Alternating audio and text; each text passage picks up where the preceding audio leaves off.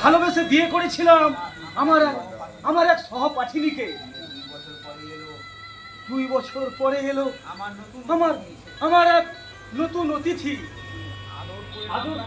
আদর করে নাম রাখলাম কমলা।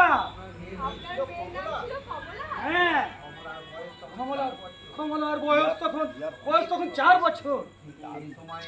ঠিক সেই সময়ে পরাধীনতার শৃঙ্খল ছেড়ে মোচনের জন্য সারা ভারতে হাজার হাজার মানুষ স্বেচ্ছায় বলিদান দিচ্ছে।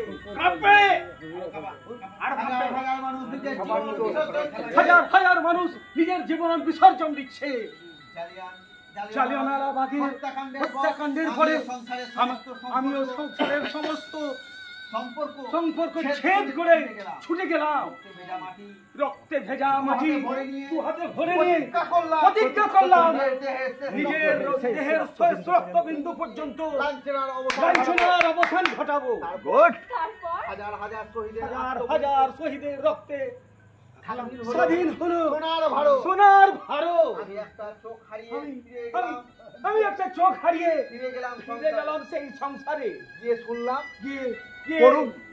শুনলাম কমলা জলে ডুবে মরে গেছে। আর আমার স্ত্রী নিজের চরিতার্থ পূরণ করার জন্য বাড়ি ছেড়ে চলে গেছে।